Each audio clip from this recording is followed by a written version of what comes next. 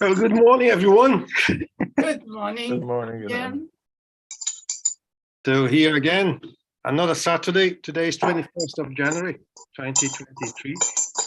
Let's have a wonderful study again. To start with, let's do a quick prayer.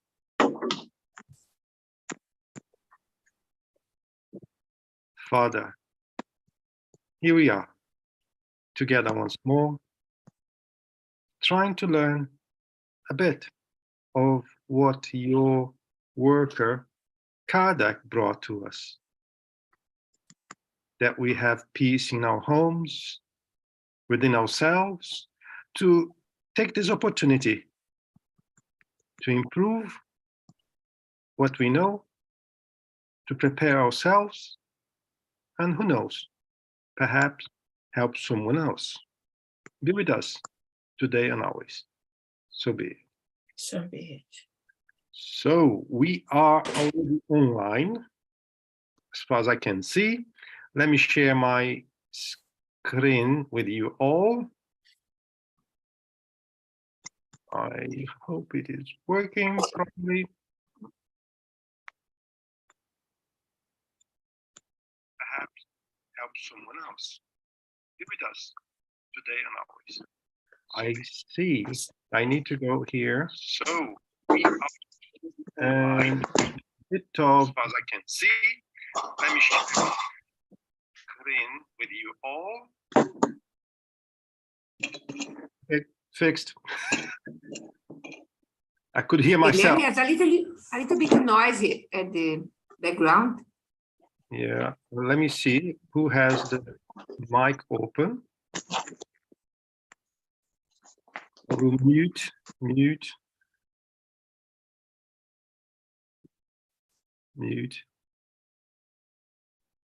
I think that's it. So, hi everyone again. Happy to be here. I hope you are too. Yes. So we have stopped here at that word undervalue last. So let's continue from where we stopped. Scholars have not wanted to deal with hallucination, but whether they are real or not, they are a phenomenon that physiology should be able to explain. Otherwise, it would run the risk of exposing its incompetence. Kardec is brilliant. Look the way he wrote that for us. He's giving a clear message that sometimes the people that have vast amount of knowledge, they have limitations to explain things like hallucinations, for example. They say it's hallucination, but they cannot prove it.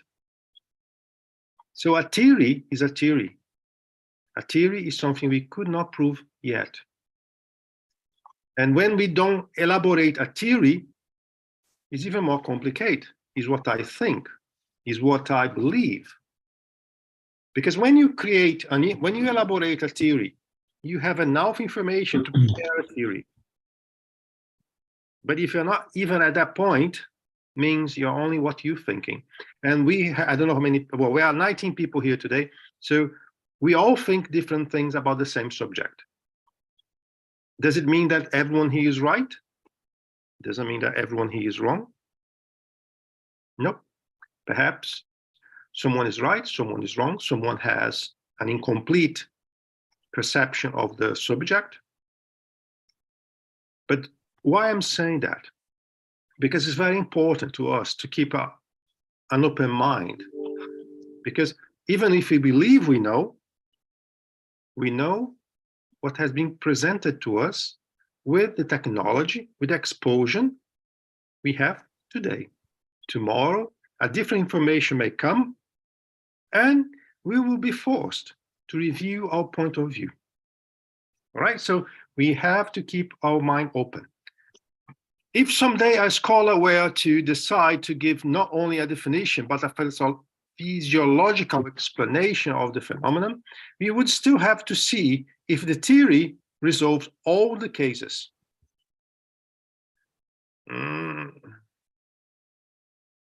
We kind of used to say that is always like that, except if we have an exception in our theory, in what we think, we cannot consider that as complete. If you do have an exception on any theory, on anything that you believe is right, yeah, this is the right thing to do, except, so this theory is incomplete. If it is omitted, the very common occurrences of apparitions of persons at the moment of death, and if it clarifies the coincidence of the person's apparition with his or her death. If these were isolated events, they might be attributed to chance, but since they are quite frequent, chance cannot produce such occurrences. If the one who saw the apparition had the notion that the person was about to die, then fine. However, in most cases, the apparitions involve someone who was not thought about in the least. Consequently, imagination has nothing to do with it. Still, less can the knowledge about the completely unknown circumstance of death be explained away by imagination. The adherents of the hallucination theory will state that the soul, if they in fact believe in the soul, undergoes moments of overexcitation in which the faculties are heightened. We would agree, but when what the soul sees is real, it cannot be treated as illusion.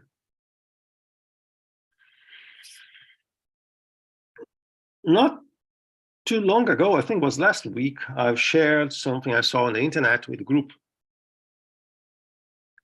Researchers in UK are more and more convinced that there is something after the death, because so many people that had the experience of almost death, they had a heart attack or they have a convulsion or whatever, when they returned, they were able to elaborate things that were around them, even in the surgery room, for example.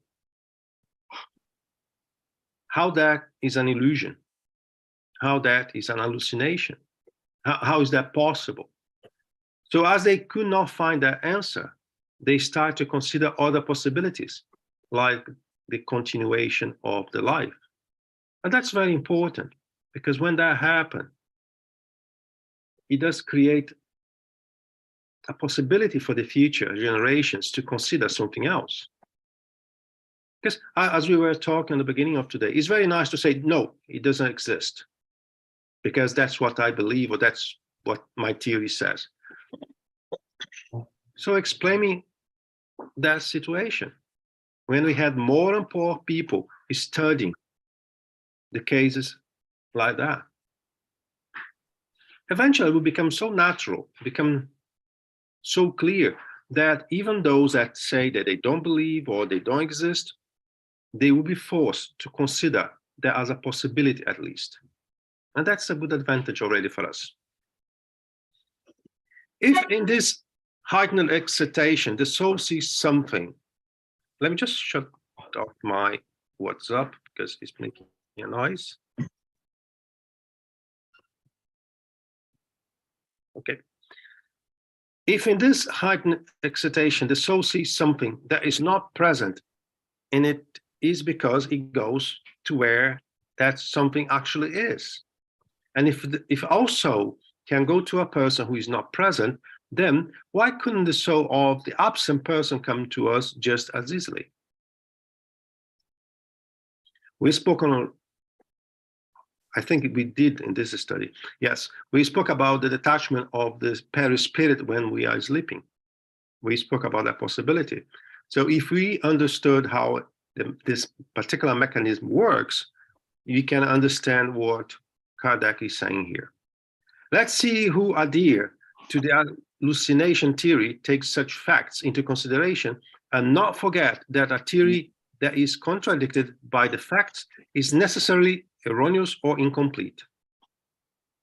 While we wait the explanation, we shall try to provide some ideas of our own on the matter. Any questions, any comments on the subject? I guess not. No. So let's move on. Elsa, do you want to say something? No? Okay. The fact proves that there are true apparitions, which the Spiritist theory explains perfectly, and which can only be denied by those who accept nothing beyond the physical organism. However, apart from these real visions, aren't there also hallucinations in the normal sense of the word? We cannot doubt it, but what is their cause? The spirits themselves have sent us in the right direction, and they have given us a complete explanation in their response to the following questions. Are sightings of apparitions always real, or are they sometimes an effect of hallucination?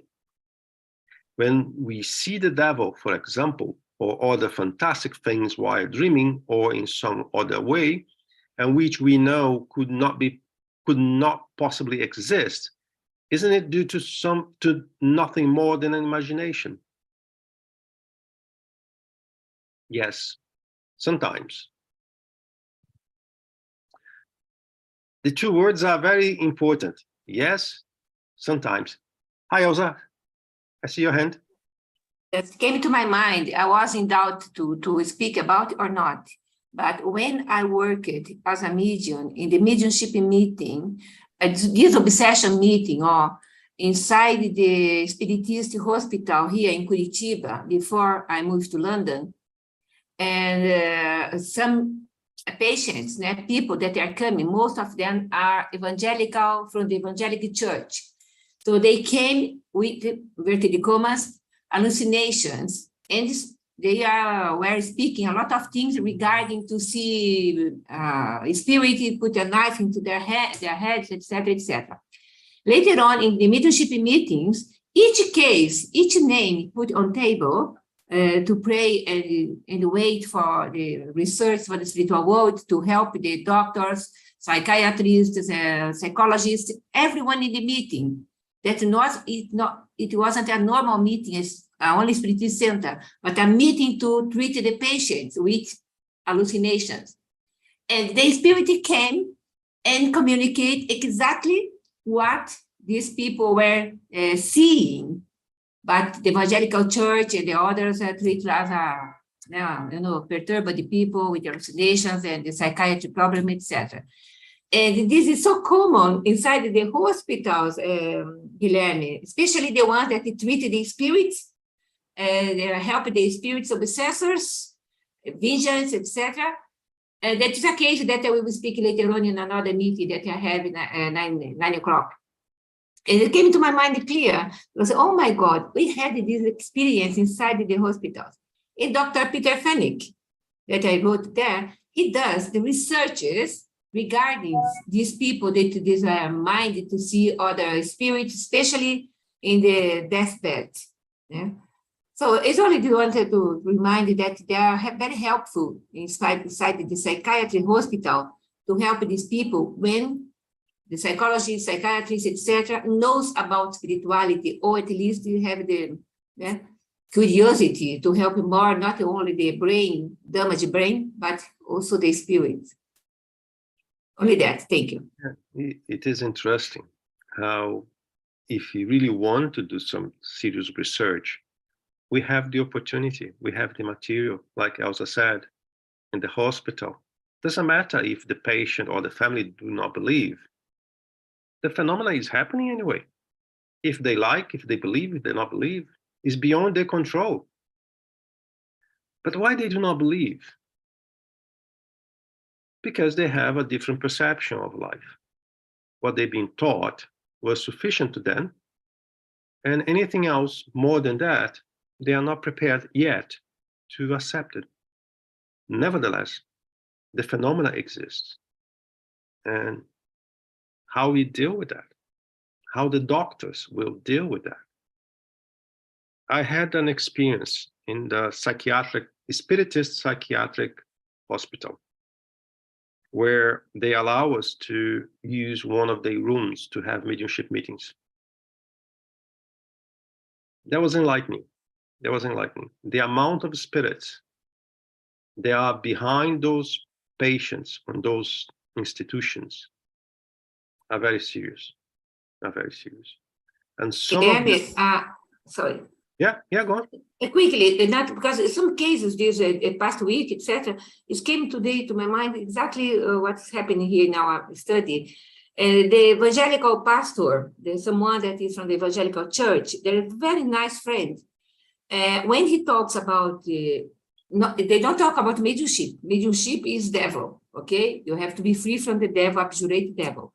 But when it's good information, I'm inspired to say that and that and that, they call prophecies.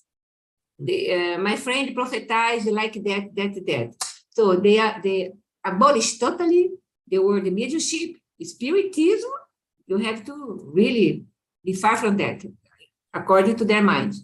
But they accept mediumship in a different way. They don't call it. They say prophecies, because prophecies is the name that is in the Bible. So they said someone, this Holy Spirit prophesies through this person. And so they accept, but it's a mediumship.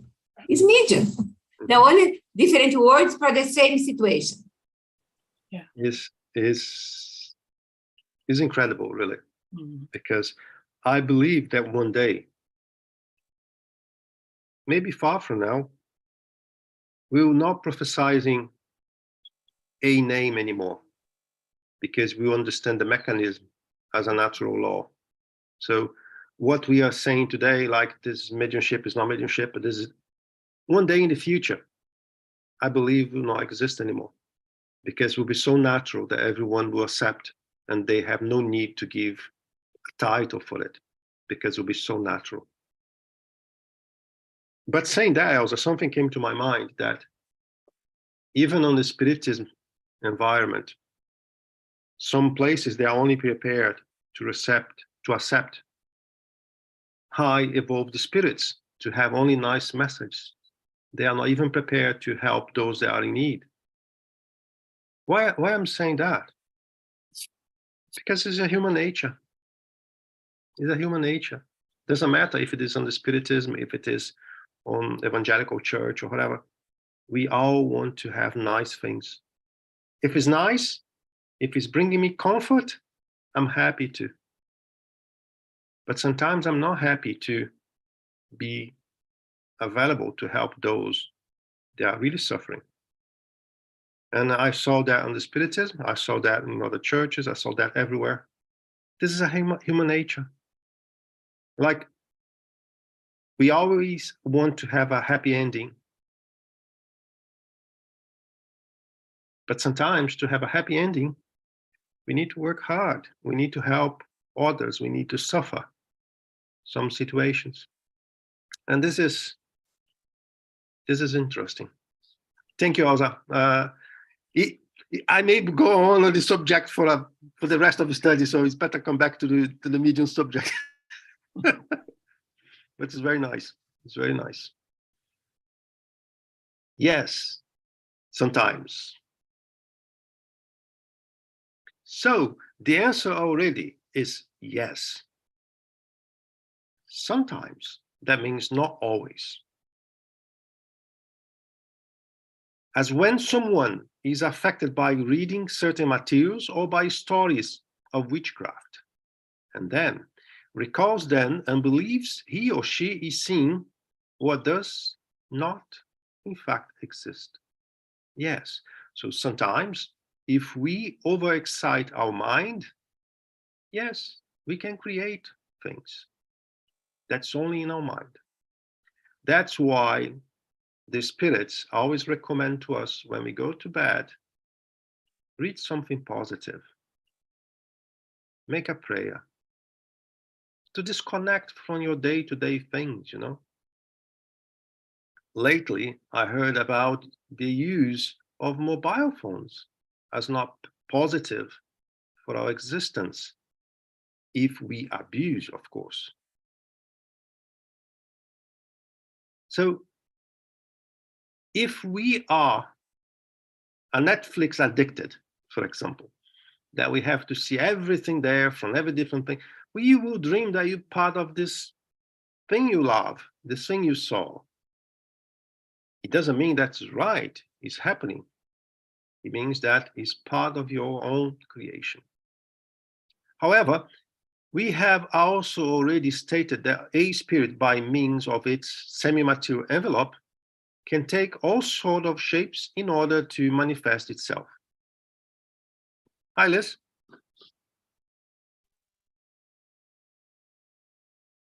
Liz, you mute.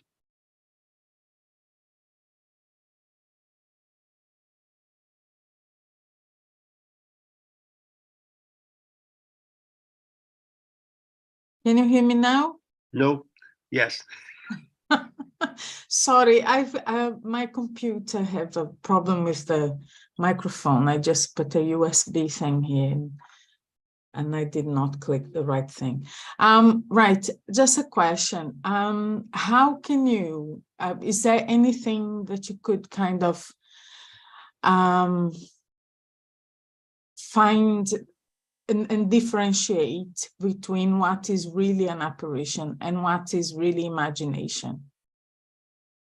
Is there anything like, as we said before, an apparition, even if you close your eyes, you are going to continue to see that because you don't see with your physical eyes.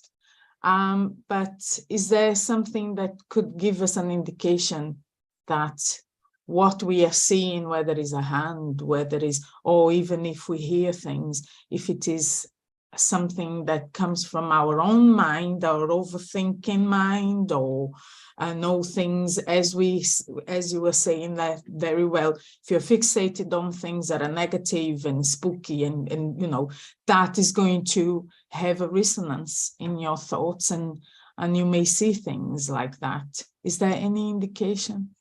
I personally do not know something that I can tell you, do this and you'll be able to see if A or B. I do not know. What I would suggest is to evaluate everything around the phenomena.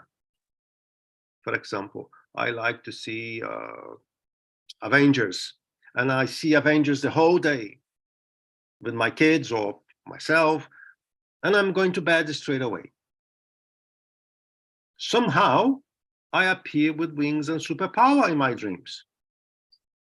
Well, I can relate that what I'm dreaming is related to what I saw during the day. If I do have something that is really concerned me during the day,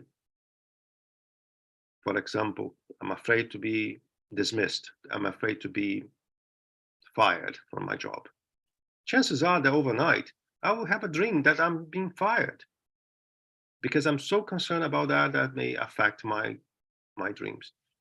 So I would eliminate all those possibilities. And then if I still see that, I will wait to see again. Because normally there is a sequence of events that show you that you are developing your clairvoyance, that you are developing some of the senses. So I would go step by step, never jump into conclusions only once.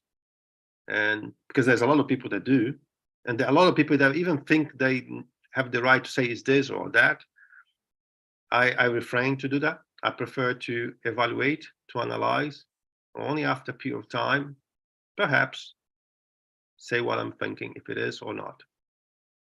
Because I don't believe there is a formula that we can apply.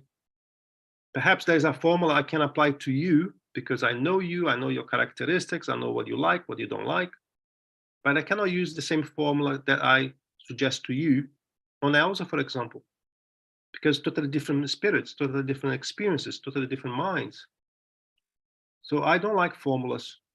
I like to evaluate case by case, and after a period of time, perhaps come up with a theory that may be right or may be wrong.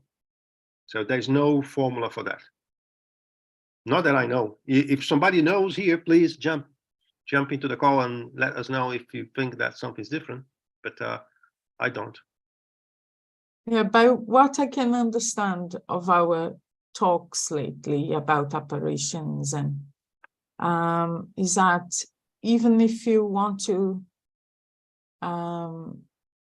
let's say, distract your mind to not to see that, that is not going to be possible because it's going to be there until, and I believe if it is like that for apparitions, it would be like that for if you are hearing a spirit, if you are feeling that presence. And I'm just kind of thinking here. Well, if you are listening to a spirit or sensing a presence of a spirit, and you're not a spiritist, or you are afraid, or you have a different creed, for example, chances are you'll try to find a doctor, and this doctor will give some tablets to ease your pain, because no one knows, no one believes, you possibly be target something else, right? But let's come back now for apparitions. And I'm going to use an example that we had today here. If I am from an evangelic church and I see an apparition, chances are that I will see wings. I will see a hollow on top of the head. I will see what I want to see. So yes, there is apparition, but there is also part of my own perception. If I am a spiritist, very unlikely I will see an apparition of an angel with wings, with a hollow on top of a head, things like that. So, you know what I mean? There's no right or wrong. My point is, even if you are there seeing someone in whatever perspective that you follow, you know, even if you say, right, I don't want to see it, and you try to distract your mind, putting your thoughts of something else, you're going to continue to see it. It depends. It depends. Right. Okay. Right. Why?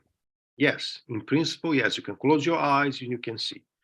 But we know that to have any spiritist phenomena, you have to have the mix of the fluids of the medium and the spirit. I'm here, I'm closing my eyes and I'm still seeing the spirit. But if those ties start to be loosening, and if you do something that this is disconnected, you will stop seeing it. So that's why I said it depends. Situation by situation. I just asked this question because I've been have a thinking here about this person, and like this person don't have very good feed to the mind, let's put it like that.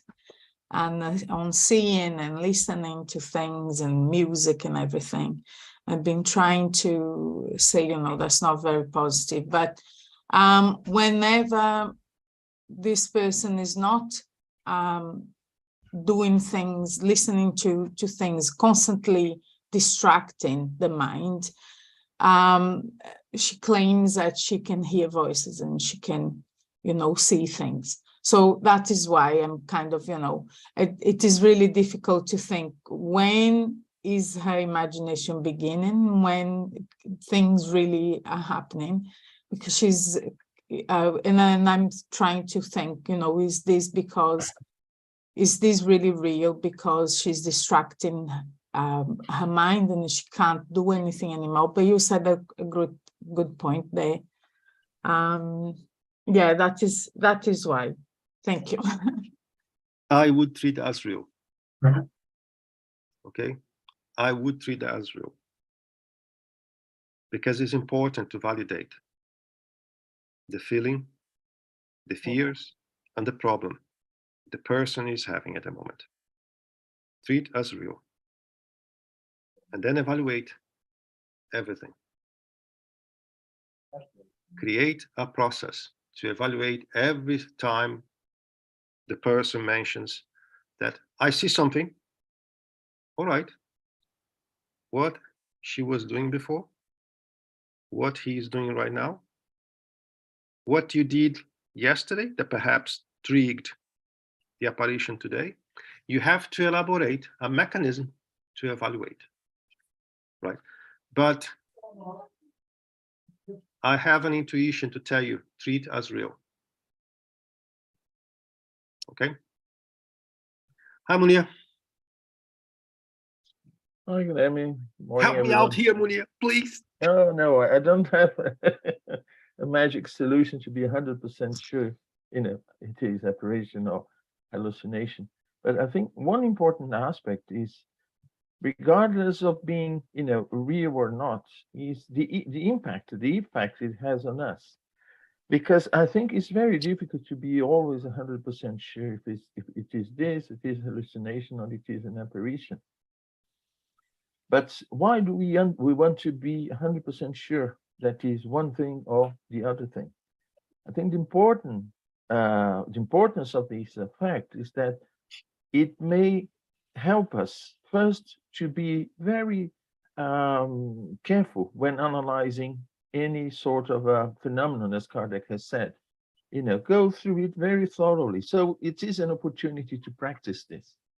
If at the end we think, oh, it's probably a hallucination, or it was probably an apparition. Oh, good, okay. And the other thing is, if I believe it is an apparition, if it is good, let's take this as an opportunity for us to, grow something good in us. If we think it is an unpleasant, it is not a very good apparition, or it is a hallucination. Let's go to the root. Why are we having this? And what can I do actually to change me? If it is an apparition, why is this a needy spirit close to me? If it is not an apparition, why am I having this kind of a hallucination? I think we should always look at the impact that phenomenon has on us, and not always be concerned, because sometimes you get distracted trying to see if it is an apparition or it is hallucination, to be 100% sure, and so what?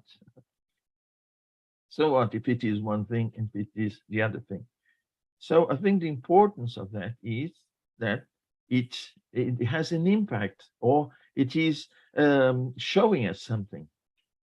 And then we should take advantage of that actually to work on us. Oh, I think it was an apparition, wasn't a very good spirit, was a suffering spirit. Pray for that spirit. So, we won't harm if it is a hallucination and you take it for, an apparition. In that case, your reaction is what matters and what is important.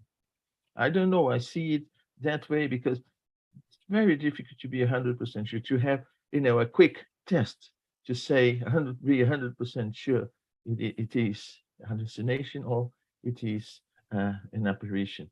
Of course, there are cases when we are studying, when we are in a mediumship group doing certain type of work.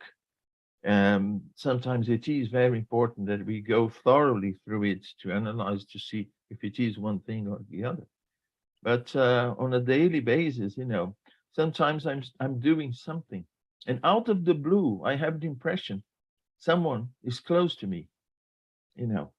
Like the other day, I was driving, for an hour along the motorway. My mind was somewhere else on the road looking, and all of a sudden I felt my mother. She, returned to spirit 18 years ago, and I felt her. I was sure she was next to me, to the point that I nearly turned to one side to talk to her, And then I said, wow, why? In the middle, in a completely different scenario, why did she come into my mind? So immediately, sort of send out good thoughts and, said a few words in my mind, and full stop.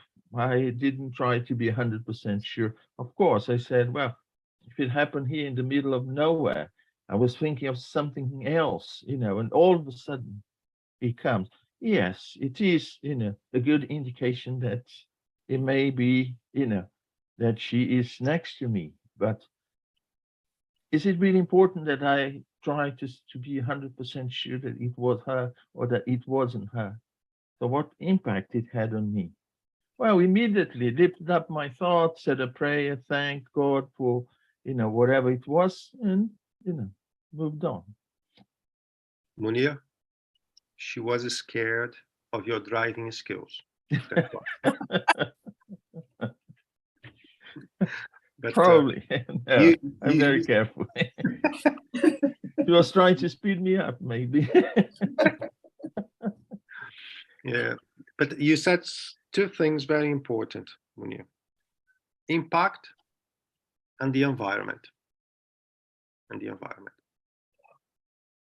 If one of my relatives come to me, I saw something, I said, okay, good. But he's telling me that, no worries, I'll speak to him later. Yeah, that's fine. That's fine. And came to my mind a situation where we were asked to help a teenager, evangelical teenager, having mediumship events. Of course, first he went to doctors. First, he was diagnosed with something else. He was given the prescription. But there was something else. And the family was open enough to consider our help. And he went to my home. He stayed in my home for a couple of weeks. And then he left with a better understanding, with a better equilibrium, and they returned to their own activities. And I always said, I'm not here to change you of what you are or what you believe. I'm here to help you. That's all. This particular environment was open to this type of help.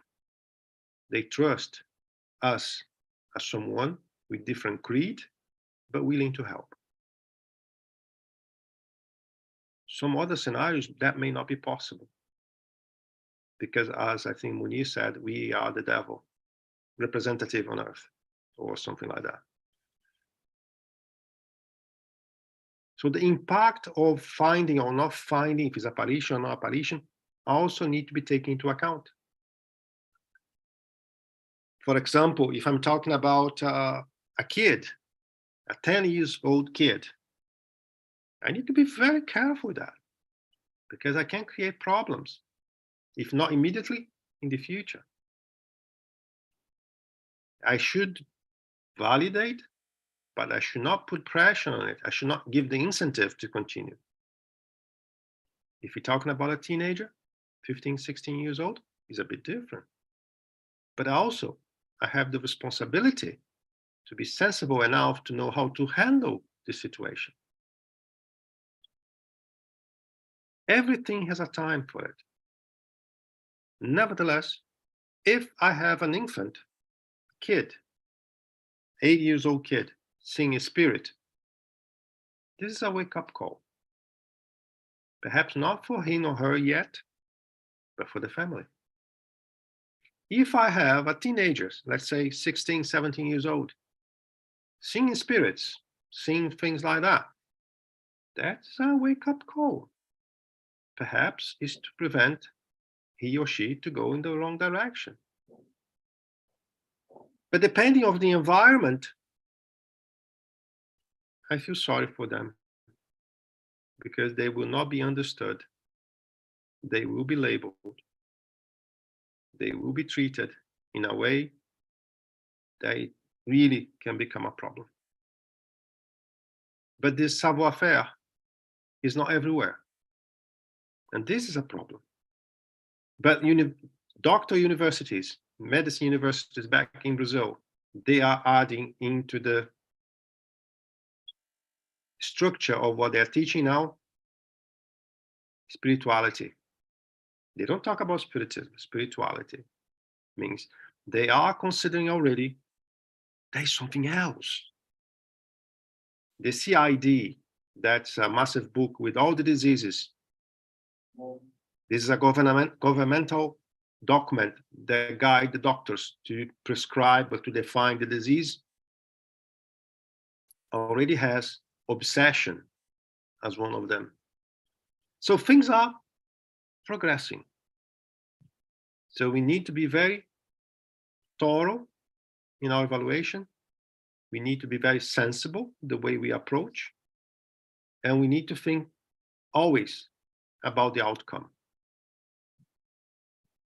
Let's thinking about a family that's really, really devoted, and anything else, if it's not a prophecy, is something from the devil.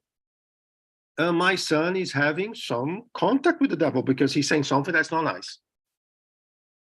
What this family will do with the kid.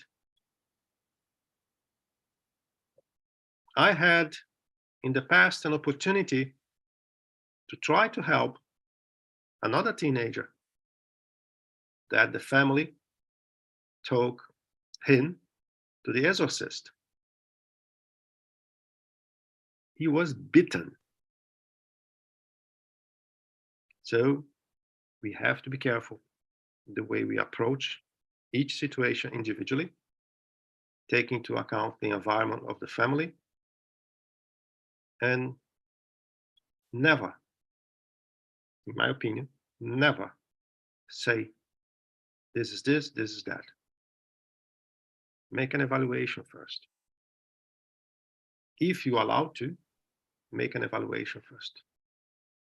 And quite often, don't make the evaluation only by yourself. Ask someone with more experience. And if you come to a situation where, yes, everything is pointing to that direction, if you do have an opportunity to speak to your benefactors, please do so, because that may prevent you to make a massive mistake. So it's a complex situation that, going back to the original question of Liz, we don't have a formula, Liz. If someone says to you, yes, I have a formula, beware of it. Be careful. Because I don't see a formula. It's like how many people come to the Spiritism asking for the magic wand. I want to get rid of my problems. Well, we're not talking about Harry Potter here. We can't. We can't. So let's move on then. What time is it? Oh, we still have time. Does a mocking spirit appear with horns and claws if it wants to, in order to mock the gullible? Just as good spirit may show itself with wings and with a shining appearance.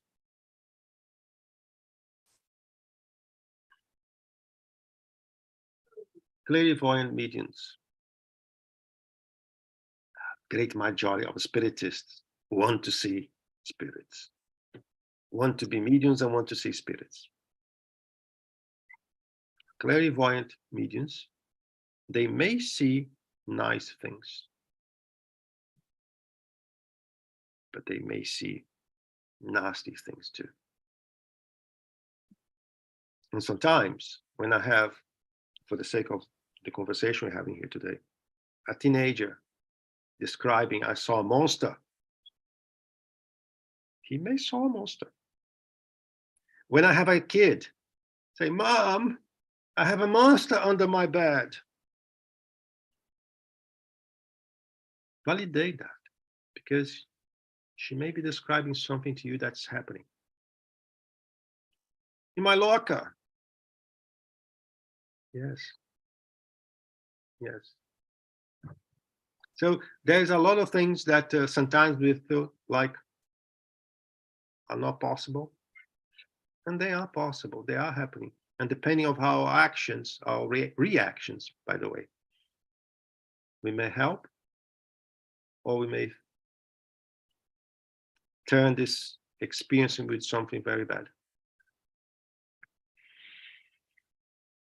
May we regard as apparition the faces and other images that often appear when we are half asleep or when we simply have our eyes closed. When the senses go numb, the spirit frees itself and can see close or far away what it would not be able to see with the eyes. Remember what we discussed about sleeping and this perispirit going to some whereabouts that we don't even believe? These images are almost always visions, but they can also be the effect of impression.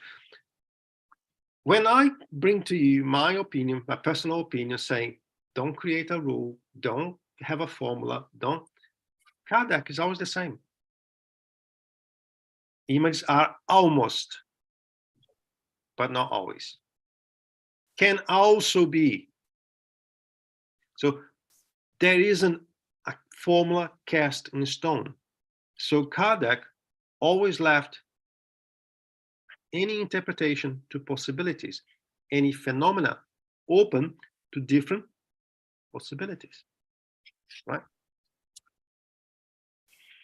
So, but it can also be the effect of impressions that the sight of certain objects have left on the brain, which retains the outline just as it retains its sound. The free spirit then sees in its own mind the impressions fixed therein like a photography plate. The variety of mixture of such impressions from bizarre and fleeting combinations that almost always immediately disappear despite every effort made to retain them. These fantastic apparitions should be attributed to a similar cause, and they have nothing real about them. They are often produced during illness. Something came to my mind here, Liz, that I want to mention here just to be sure that I don't have any misunderstanding. Apparitions is one thing.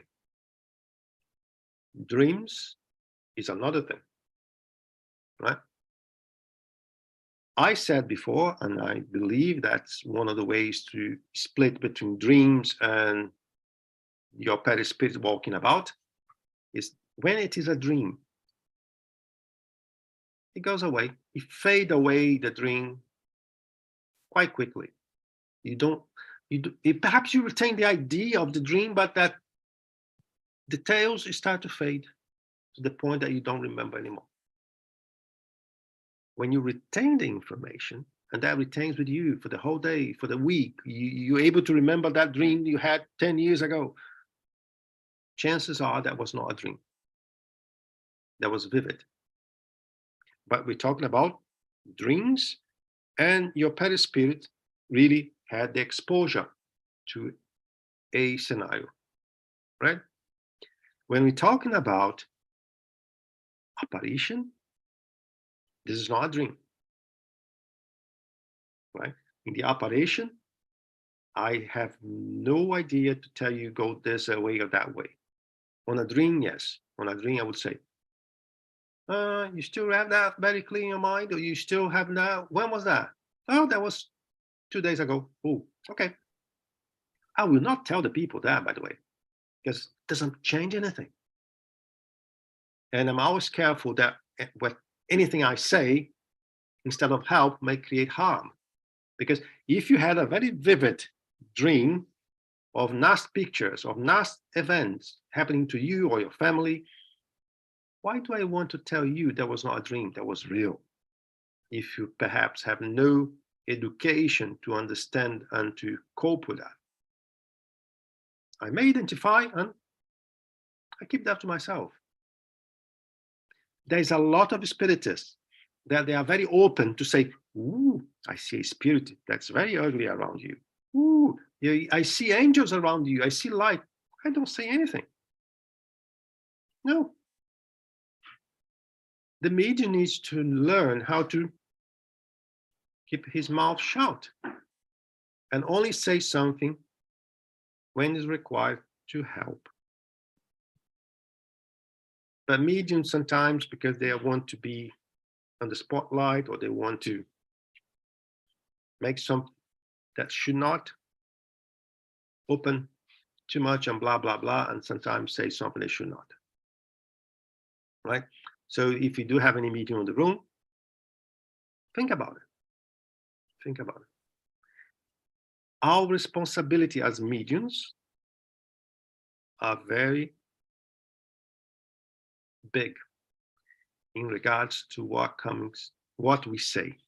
Because a lot of people think that, ooh, we are mediums. You see, put him on the spotlight. He's medium. Be careful what you say. Be careful what you wish for as well. I would recommend, instead of open our mouth to blah, blah, blah, let's study. Let's study a bit more. And eventually we have to say things to help, but never to help ourselves in some shape or form, but to help the person that is in need of help. All right? Guys, you're allowing me to speak too much today. What time is it? We have 8 minutes. So let's go for another paragraph. It is an accepted fact that the memory is the result of the impressions retained by the brain. But by what strange phenomenon is it these impressions, so varied and numerous, are not to be confused with one another?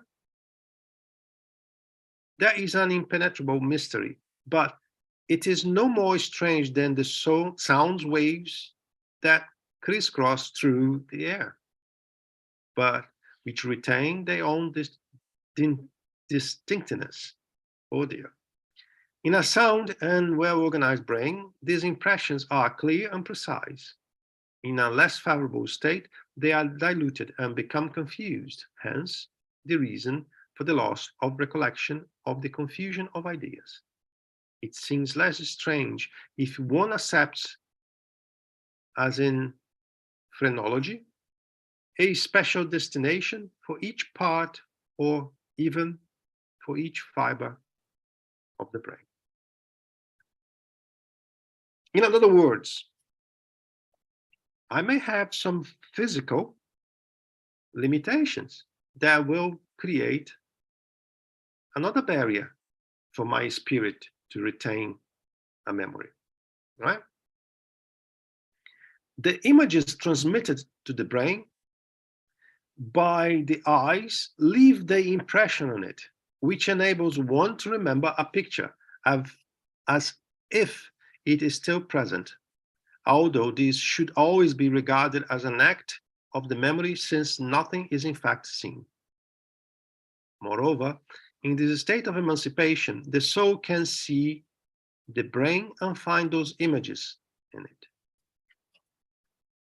So when we are detached from our physical body, we can have perceptions of things that have been archived in our brain, right? Especially those that have impressed in it most according to the nature of the spirit's preoccupation or its inner disposition. Here we are again. If I was reading a book, because I don't want Netflix to be unhappy with me. If we are reading a book whole day, a romance or a tarot book, or I don't know, chances are that you have an imprint of what you're reading, what you're seeing, what you're listening to your brain.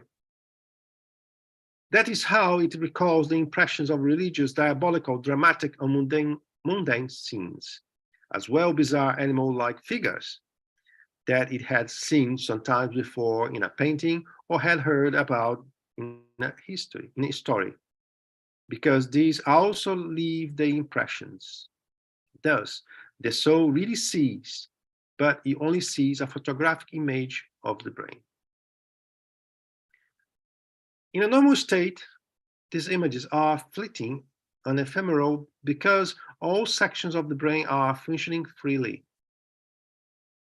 During an illness, however, the brain is weaker and the normal equilibrium in the parts of the brain disappears.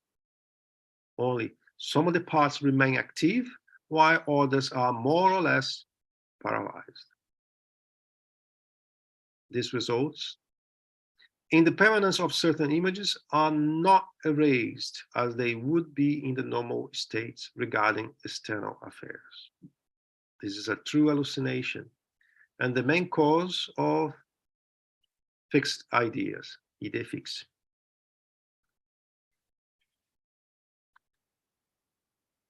I will stop here. We will have an opportunity to talk about that again in a week time.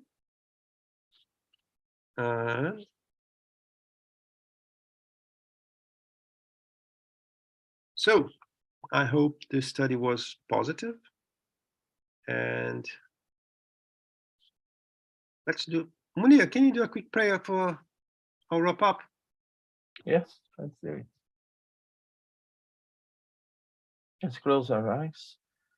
Let's join our thoughts, our hearts, and together lift them up, joining the benefactors, the good spirits that are with us, directing them to our Master Jesus, and above all, our Father God, in this chain that we are part of. We thank them for this opportunity of studying, of learning more. May we receive their inspiration and their guidance for the study, and may slowly enlighten ourselves so that we progress as immortal spirits. We thank our guardian angel for being with us, for extending these lessons to our daily life, so that it may be part of us, part of our daily routine. And with our hearts full of joy, full of gratitude for this opportunity, so valuable, we ask their permission to close our meeting. So be it. Thank you, everyone. That was very nice to have you here. I wish you all a wonderful weekend, and we'll be here together next week. Bye-bye. Bye. Bye.